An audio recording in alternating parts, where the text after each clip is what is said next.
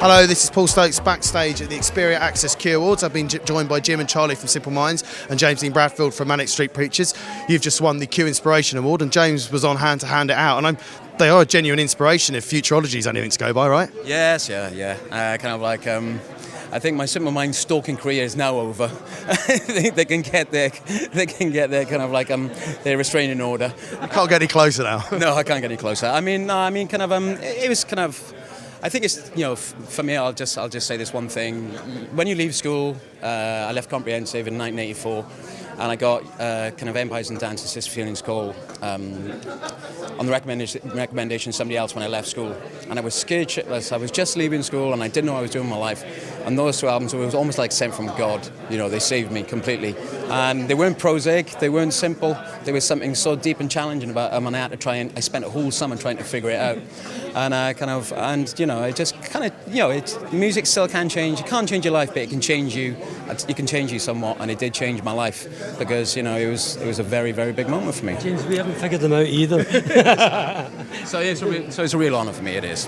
We're kind of living in a Simple Minds world at the moment. There's obviously the futurology record for the Manics. I've heard a few new bands. Freedom of the City after that speech. I mean, there's a lot of new bands who sound a lot like early Simple Minds around at the moment. How do you feel? We're genuinely delighted. I mean, we laugh and joke about it, but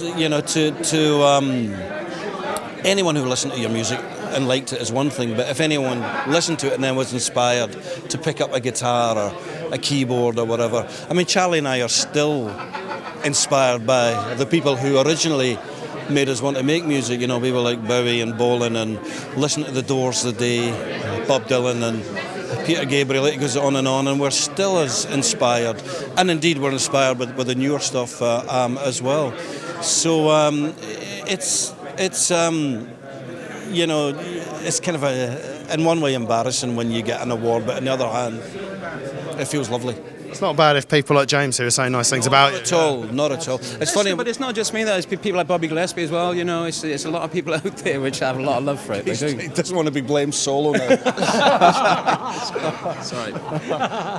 You've got a record coming out a bit later. Big Music's coming out. Yeah. We do. Yeah, it's coming out in 2 weeks, and it's been an interesting 5 years for us because we've been touring a lot and building up. On one hand, we were trying to introduce the long-lost catalogue, of which James knows a lot about. And the last 5 years has been about looking back in terms of playing live.